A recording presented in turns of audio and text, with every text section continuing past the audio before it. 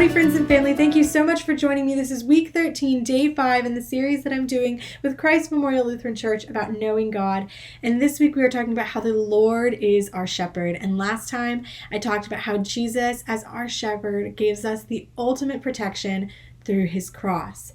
And today I want to take a look at some of the different aspects of God as our shepherd by reading through the verses in Psalm 23 and what our response to that should be. So let's start out. Verses 1 through 2 say, "The Lord is my shepherd, I have what I need. He lets me lie down in green pastures, and he leads me beside quiet waters." Here we see that God as our shepherd gives us provision for our physical needs. He takes us to green pastures, which are safe, and he gives us clean water, which is thinking about food, water, all of those things that we need physically. He provides for them. Verse 3 gives us two more aspects. It says, "He renews my life. He leads me along the right paths for his name's sake." And we've seen some of these before already, but the first one we see is that he gives us provision for our spiritual needs, and that is that protection through the cross, the life we gain there. And then the second half of it tells us that he gives us guidance. He guides us and leads us to where we are supposed to go. He is our banner, our master. He tells us and shows us where to go on the path of righteousness.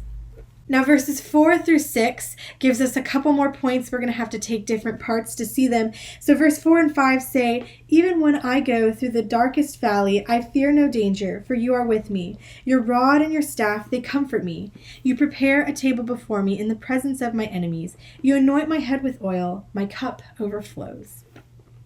So the first aspect we see from these two verses is that he gives us protection and he stays with us.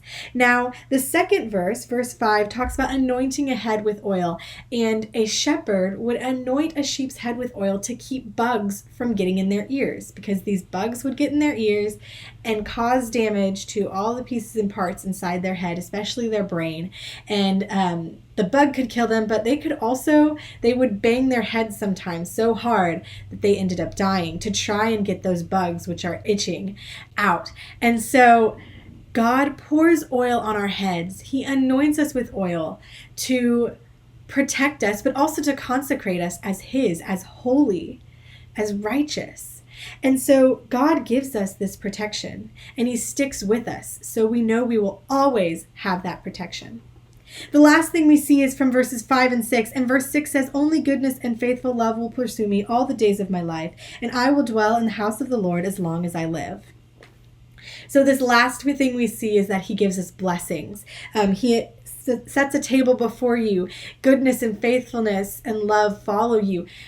God will bless you. That's what he's trying to do. But we also know that this does not just come as without trouble. We are not just gaining blessing without trouble, because we know we've been walking through the valley of the shadow of death.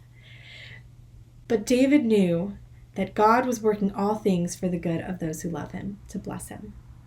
So David's response that we see him as the sheep is we see him that he takes comfort in God. "Your rod and your staff comfort me," in verse 4. He takes comfort knowing that God will protect him and provide for him.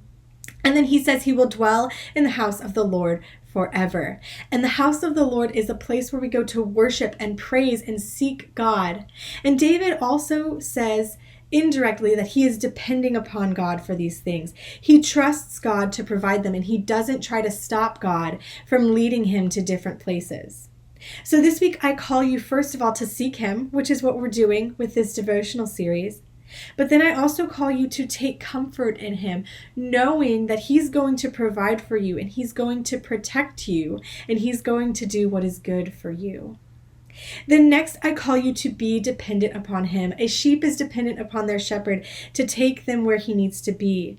So be dependent on him, trusting him to guide, provide, and bless you, and knowing that he always loves you. If you're memorizing Psalm 23 verses 1 through 4, this is your reminder to do that. Thank you so much for joining me, and I'll see you guys next time.